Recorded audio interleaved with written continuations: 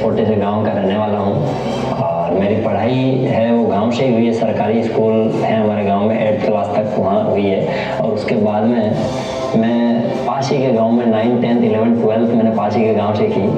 और जब मैं 8th क्लास में था तो उस टाइम मुझे ये लगा कि कुछ साथ साथ में पढ़ाई के साथ साथ कुछ काम काज भी करना चाहिए। तो मैंने गांव के अंदर ही एक किराने की दुकान ओपन की और वो दुकान को मैंने जब पढ़ाई करता था तो 9th 10th 11th 12th 4 साल में जब पढ़ाई करी तो उसके साथ साथ मैंने वो दुकान को भी साथ साथ चलाया। मुझे लगा, मुझे शुरू से बिजनेस का इंटरेस्ट था और बिजनेस की थीम जो सोच है उस दुकान से और अच्छे से डेवलप हुई। लेकिन मुझे गाँव में जब मैं वो दुकान को चला रहा था, लोगों को जब प्रोडक्ट वगैरह सामान देता था तो वहाँ पे क्या थोड़ा सा कल्चर ये पैसे आज दे देंगे, कल दे देंगे, परसों दे देंगे। तो 4 साल में मुझे ये समझ आया कि जो फ्यूचर का ग्रोथ है वो मुझे एक्चुअल जो ग्रोथ है वो गाँव में नहीं मिल पाएगी, तो मुझे उसके लिए किसी अच्छे शहर के अंदर जाना चाहिए। तो फिर मैं 12th करने के बाद फर्स्ट टाइम मैं जयपुर में आया। जब जयपुर में आया तो जयपुर में तो वैसे ही बहुत बड़ा सिटी था, मेरे लिए सब कुछ नया ही था और यहाँ पे तो मतलब 12th की पढ़ाई की तो कोई खास वैल्यू ही नहीं थी। तो वैसे भी जॉब वगैरह में तो कोई बिल्कुल स्कोप था ही नहीं। तो मैंने सोचा यहाँ पर कुछ अपना छोटा मोटा कुछ बिजनेस ही करेंगे अपन। लेकिन एक्चुअल में क्या है, जब बिजनेस की बात करें तो मेरे पास वैसे आर्थिक स्थिति इतनी बहुत ज़्यादा अच्छी नहीं थी कि मैं बिजनेस करके उसके अंदर बहुत ही अच्छा खासा पैसा इन्वेस्ट करके और एक अच्छे बिजनेस की शुरुआत कर सकें। तो मैंने 2005 6 7 8 तक मैंने पूरा स्टडी किया। 3-4 साल तक कुछ फ्रीलांसिंग छोटा मोटा मार्केटिंग का काम भी करते रहे और बिजनेस की मैंने तलाश की। तो 2008 के एंड में लगभग मुझे कुछ ऐसा मिला कि अपन कुछ काम स्टार्ट करते हैं और मैंने ना कुछ सामान लेके और सेल करने का, ट्रेड करने का काम स्टार्ट किया। मेरी फर्स्ट डीलिंग एक हमारे मित्र थे, जानकार थे, उनके साथ में हुई। उन्होंने मुझे कहा मुझे ये प्रोडक्ट चाहिए, तो वो प्रोडक्ट मैंने कहा ठीक है, आपने ये प्रोडक्ट अरेंज करते हैं आपके लिए। तो मैंने उनके लिए वो प्रोडक्ट अरेंज किया। अरेंज मैंने किसी दूसरे जानकार से किया, तो उनसे अरेंज करके मैंने वो प्रोडक्ट दिया। तो उन्होंने कहा सर ठीक है, मुझे इसका उस टाइम पे वेट चलता था, वो वेट का बिल नंबर चाहिए, 3 नंबर का बिल चाहिए मुझे। तो जब मैंने कहा सर ये बिल तो इस टाइम पे हो नहीं पाएगा, शायद कुछ इशू है, जिनसे मैंने सामान लिया उनको कुछ इश्यूज थे, उनके कुछ समस्या थी। तो उन्होंने कहा सर हम तो कैश पेमेंट तो करते ही नहीं, हम तो पूरा चेक से ही करते हैं। तो मैंने उनसे रिक्वेस्ट की सर अपन इनसे पेमेंट कैसे ले सकते हैं, अकाउंट में ही देंगे, ये तो कैश तो देते नहीं है। तो उन्होंने कहा एक काम करो, आप अक्षय एंटरप्राइज के नाम पे एक चेक ले लो। तो मैंने उनसे वो चेक ले लिया अक्षय एंटरप्राइज के नाम पे।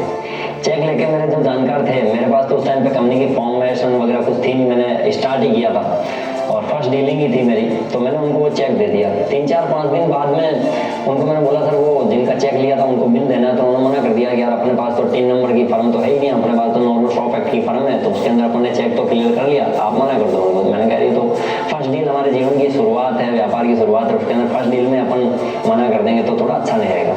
तो मेरे लिए ऊपर वाला ऑटोमेटिकली चीज़ों को सही सेट करता गया कि मुझे कंपनी का नाम भी नहीं सोचना पड़ा। मेरे लिए ऑलरेडी वो कंपनी का नाम फिक्स हो गया कि अक्षय एंटरप्राइजेज, क्योंकि उस बंदे को मेरे को बिल देना था।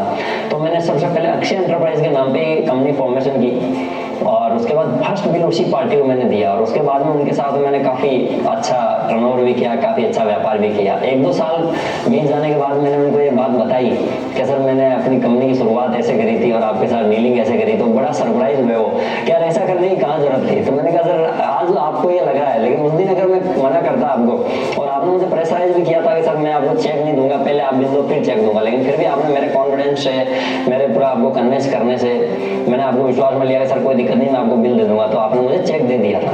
तो उस टाइम अगर शायद मैं मना करता तो आपको अच्छा नहीं लगता। तो उन्होंने कहा रियली में सही बात है। तो उसके बाद में फिर हम और भी बहुत सारे लोगों के साथ मिले, उनके साथ में व्यापार किया और 2009 के अंदर हमने फिर कंपनी खुद की अक्षय एंटरप्राइज बना के और उसका बिजनेस थोड़ा बढ़ाना शुरू किया। सिटी प्लाजा स्पेस सिनेमा हमारा ऑफिस सेट किया। उसके बाद में 9-10 में हमने मल्टी कैटेगरीज प्रोडक्ट में डील करना स्टार्ट किया, electronic, home appliances, biomagnetic, garment, solar, ये इस तरह से मल्टी कैटेगरीज में हम लोग डील करते थे, क्योंकि B2B हम लोग करते थे। तो जिन लोगों का बल्क में प्रोडक्ट रिक्वायरमेंट रहता था उन्हीं को हम लोग प्रोडक्ट सप्लाई करते थे। तो 2010 के बाद हमने 11-12 के अंदर भी फिर थोड़ा व्यापार बढ़ाया और उस टाइम पे फिर कुछ आयुर्वेद और न्यूट्रास्यूटिकल प्रोडक्टों का भी खरीद मार्केट में देखने को मिला।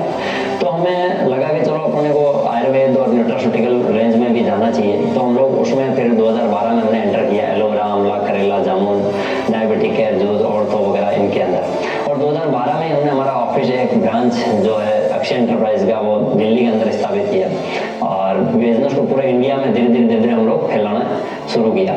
जब हमने 2012, 13, 14 के अंदर फिर और नई कैटेगरी लेके आए, कुछ नए प्रोडक्ट लेके आए और एलोवेरा, आंवला, करेला, त्रिफला का भी अच्छा क्रेज था, मार्केट में लोग अवेयर हो रहे थे आयुर्वेद को लेके।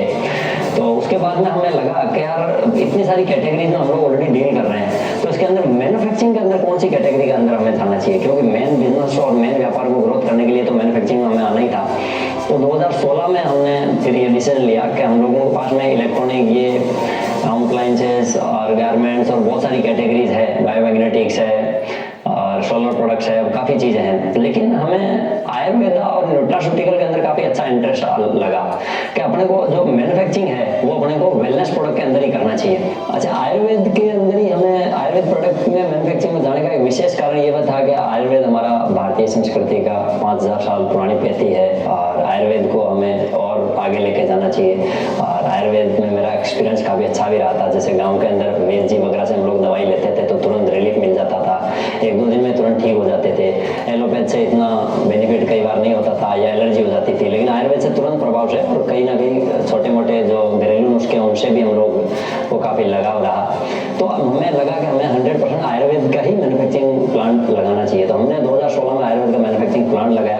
उसके बाद में हमें 1 साल तक उसको स्टेबल किया। उसके बाद थोड़ा सा बड़ा प्लांट हमने 2017 में लगाया। आयुर्वेद में थोड़ा सा अच्छा एक्सपेंड किया, कम से कम हम 50+ प्रोडक्ट मैन्युफैक्चरिंग करने लगे। उसके बाद लगा कि ठीक मार्केट में अच्छी डिमांड, तो फिर हमने न्यूट्रास्यूटिकल का एक प्लांट लगाया। 2018 में हमने न्यूट्रास्यूटिकल का प्लांट लगाया। 1-1.5 साल उसका मार्केट किया, आयुर्वेद में भी कुछ प्रोडक्ट इन्हांस किए, न्यूट्रास्यूटिकल में भी किए, 100+ प्रोडक्ट की रेंज हो गई। उसके बाद लगा कि मार्केट के अंदर न्यूट्रा और आयुर्वेद के साथ साथ टॉयलेटरी प्रोडक्ट का भी कुछ क्रेज है और टॉयलेटरी प्रोडक्ट को हम लोग कुछ हर्बल से कैसे कनेक्ट करके कर सकते हैं और उनको हमने हर्बल से कुछ कनेक्ट किया और मार्केट के अंदर लेके आए। उसके बाद में 2019 में हमने टॉयलेटरी यूनिट लगाई और टॉयलेटरी प्रोडक्ट को भी हमने अच्छा प्रमोट किया। फिर वो 2020 के अंदर आते आते हमें लगा थोड़ा सा मार्केट से डिमांड आने लगी कि ऑर्गेनिक एग्रीकल्चर प्रोडक्ट की भी काफ़ी डिमांड है। तो हम लोग 2020 के अंदर हमने कुछ ऑर्गेनिक एग्रीकल्चर प्रोडक्ट भी लेके आए और उसमें भी 5-7 प्रोडक्ट हमने डेवलप किया, उनका भी काफ़ी अच्छा रिस्पॉन्स हमें मिला। उसके बाद 2021 के अंदर हमने WHO GMP लेवल का, USFDA लेवल का एक बहुत ही शानदार ज़बरदस्त आयुर्वेद का और अच्छा प्लांट लगाया। उसके अंदर भी हमें काफ़ी अप्रिसिएशन मिला, लोगों का भी मिला, डिपार्टमेंट का भी मिला, हमारे साथ के काम करने वाले सब लोगों का भी मिला कि आपने बहुत ही अच्छा प्लांट लगाया। तो हमारे को था ही कि भाई आयुर्वेद को बहुत ही अच्छे लेवल पे हमें वैसे भी लेके जाना है। तो हमने उसके बाद में आयुर्वेद में और काफ़ी अच्छा ग्रोथ किया। उसके बाद 2022 में हमने जो स्पाइसेस है, स्पाइसेस जो मसाले हैं उनका भी एक प्लांट लगाया। स्पाइसेस में हमने काम स्टार्ट किया और बात करें कुछ इसी जर्नी के साथ साथ इसी पीरियड के अंदर कुछ हमें अवार्ड वगैरह, अचीवमेंट वगैरह भी हासिल किए। हमें जैसे मिलेनियम अवार्ड मिला। उसके अलावा मुझे एक भारत गौरव अवार्ड 2020 में यहाँ के गोवा के राज्यपाल के हाथों से मिला। और हमारे अच्छी जो बड़ी बड़ी एसोसिएशंस हैं उनमें सेमिनार है, उसके अंदर पूरे लेक्चर वगैरह बोलने का मौका मिला।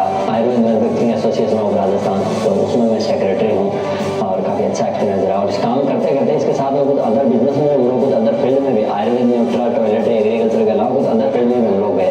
तो हमारी एक माइनिंग की कंपनी है जिसमें हम लोग कुछ स्टोन माइंस है, क्वार्ट्ज स्टोन, उसके माइनिंग करते हैं और उसका स्टोन जो है उसको लेके उसका पाउडर और ग्रेन बनाते हैं, उसको एक्सपोर्ट वगैरह करते हैं। उसके अलावा हमारा एक प्रिंटिंग का प्लांट भी है जिसमें बॉक्स, लेबल बॉक्स वगैरह प्रिंट होते हैं। उसके अलावा हमारा एक प्रीमियम ब्रांड भी है जो हम लोग मार्केट के अंदर प्रीमियम प्रोडक्ट भी हम लोग सेल करते हैं। एक हमारा रिटेल ब्रांड है जो हम लोग B2B के साथ साथ B2C में भी अभी हम लोग काम कर रहे हैं।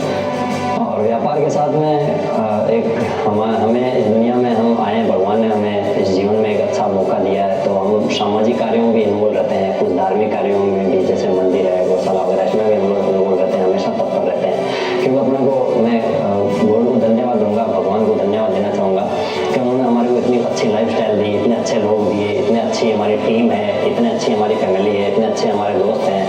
तो वो सब लोगों के साथ और उन लोगों की सब पॉजिटिव एनर्जी और पॉजिटिव थिंकिंग और पूरा सपोर्ट मिलता रहता है हमें। मैं उन सभी लोगों को धन्यवाद देना चाहूँगा कि जीवन में उन सभी लोगों का मेरे को कहीं ना कहीं हर जीवन के हर मोड़ पे सपोर्ट मिला, सहयोग मिला।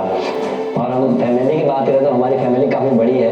कुछ लोगों की फैमिली मम्मी पापा, भाई बहन, बच्चे, ये सब होते हैं। हमारी फैमिली पूरी टीम है। क्योंकि हमारी पूरी टीम का सपोर्ट मुझे हमेशा रहा है और हमारी टीम बहुत एनर्जेटिक है, सब लोग मिलजुल के काम करते हैं, बहुत ही अच्छा मोटिवेशन के साथ काम करते हैं और सभी लोगों को मैं बहुत बहुत धन्यवाद देना चाहूँगा, मेरी पूरी टीम को बहुत धन्यवाद देना चाहूँगा कि मेरा आज तक का जो सफ़र रहा उसमें हमारी पूरी टीम का बहुत ज़्यादा सहयोग रहा है, क्योंकि मैं खुद मेरे में इतनी अकेले में काबिलियत नहीं थी कि हम लोग इतना सारा सब कुछ कर सके, लेकिन हमारे पूरी फैमिली का पूरी टीम का मुझे बहुत ज़्यादा सपोर्ट रहा और ऊपर वाले का भगवान का बहुत ही ज़्यादा सपोर्ट रहा, भगवान की कृपा रही बहुत, दोनों हाथ मेरे सर पे हैं भगवान के, मैं भगवान का बहुत बहुत धन्यवाद करना चाहूँगा।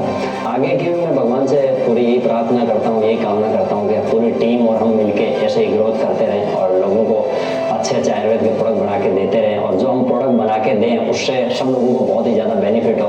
और वैसे भी हम लोग रिजल्ट ओरिएंटेड प्रोडक्ट पे ही काम करते हैं तो हमारे को अप्रिसिएशन भी बहुत मिलती है, पूरी टीम को अप्रिसिएशन मिलती है, पूरी टीम हमारी बहुत मेहनत करती है। हमारे चाहे R&D डिपार्टमेंट हो, चाहे प्रोडक्शन हो, क्वालिटी हो, QA हो, QC हो, admin, HR, account, finance, maintenance, सभी डिपार्टमेंट एक दूसरे से बहुत ज़्यादा मिलजुल के और सपोर्ट से काम करते हैं। तो पुणे में हमारी पूरी टीम को बहुत ही ज़्यादा धन्यवाद देना चाहूँगा, सबको बधाई दूंगा कि हमने आज तक का सफ़र बहुत ही अच्छे से पूरा किया और आगे भी इसी तरह से हम लोग इसको इसी तरह से आगे लेके चलते रहेंगे और ऊपर वाले का आशीर्वाद हमें मिलता है। तो दोस्तों ये रहा हमारा आज तक का सफ़र और अब हम करेंगे नए विज़न और मिशन की चर्चा, मिलकर अपन एक साथ शुरुआत